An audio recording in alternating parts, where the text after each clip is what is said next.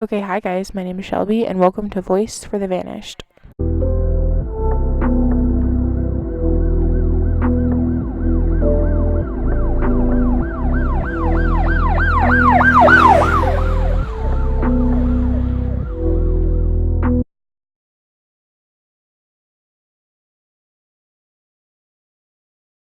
The fact that I even have to cover this case breaks my heart. The fact that it exists and is so heartbreaking just tears me apart.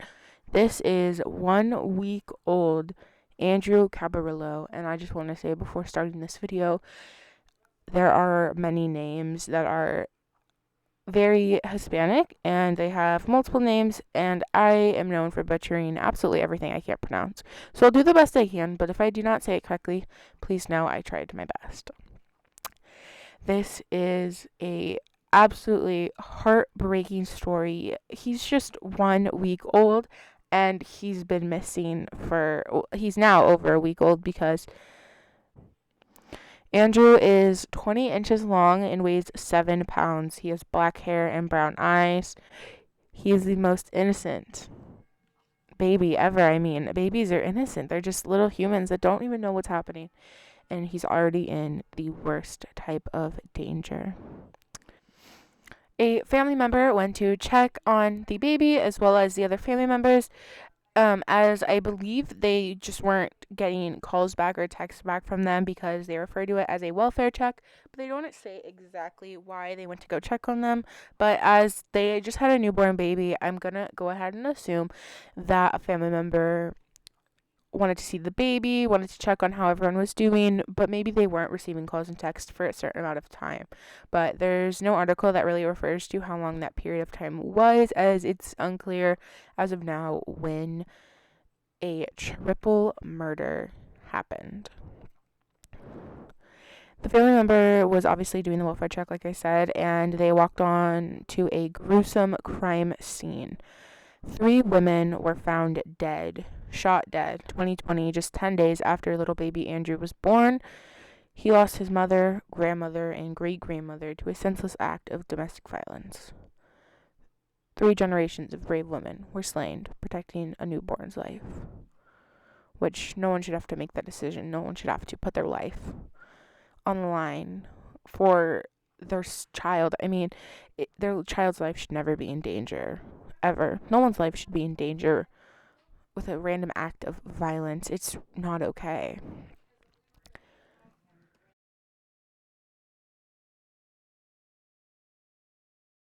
I love you. Little baby girl. I love you so much. Okay.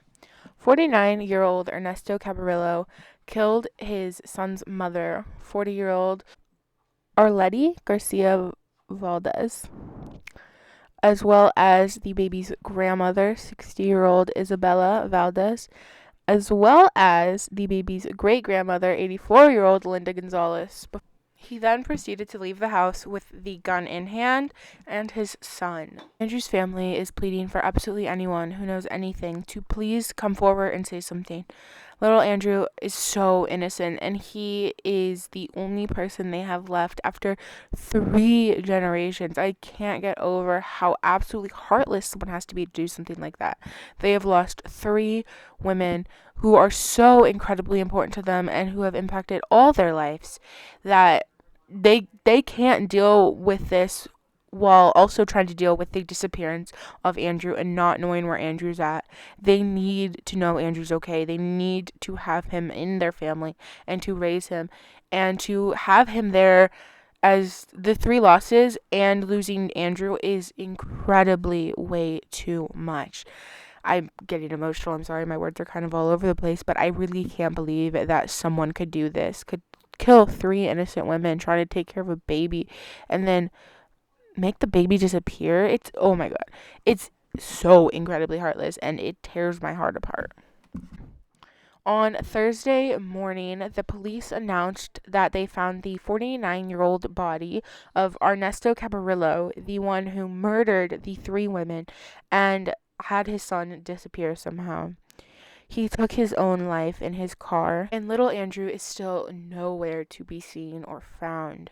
They had bloodhounds searching the area where his car was parked to see if maybe he put him in the woods or hurt him and put his body in the woods. I know it breaks my heart to say that, but after killing that many women so heartlessly, I don't know what he could do.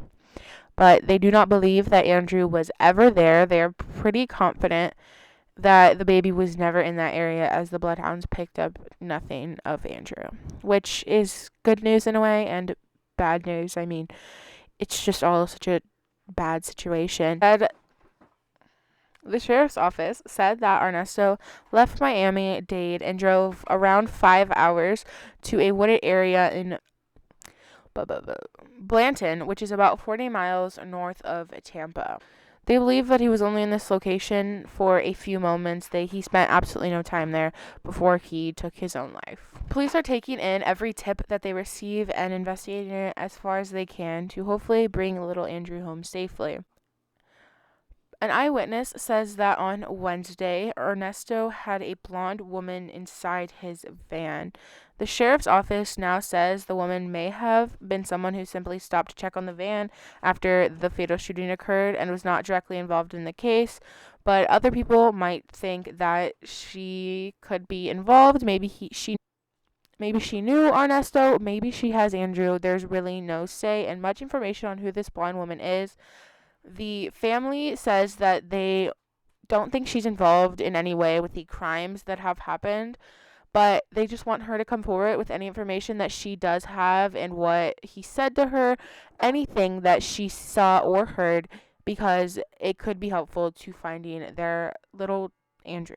Family is incredibly hopeful that someone has the child and is taking care of him. As people who take babies, I don't think anyone in the situation took the baby. I think he was definitely handed off to someone, most likely, whether that was for money or just out of greed. Maybe someone, there's no say, and I don't want to assume things, but the family is very hopeful that someone is taking care of him and keeping him safe, and they hope that they are able to just go and pick him up and bring him home. So if you know something, I cannot stress this enough, please, please, please say something. And if you feel unsafe calling the police, you can call Crime Stoppers in your local area. It is 100% anonymous. They will not ask you your name or how you know this information. They just need to know what you know. And as I always ask you guys, I don't care who you believe in, what you believe in, or what you don't believe in. Please send prayers, good thoughts, good vibes, strength, hope, love, anything good Andrew's way and Andrew's family's way. I can't imagine the absolute pain they're going through right now. It is heartbreaking, and anything you guys can do to help by sharing Andrew's face, his story, and getting this absolutely terrifying ordeal out there and into the public's view is incredibly helpful. And as I again always say, I don't care if you guys share my video or you just share Andrew's case or his missing person flyer. Please share something of him. Get his face out there. And if you guys haven't already, please subscribe down below. It is a really easy and free way to help me out, and it will allow me to keep making videos like this forever. And check out my last videos. They all are just as important as the last, and it would mean the world to me if you could get their faces out there too. I love you guys, and I'll see you in the next case. Bye.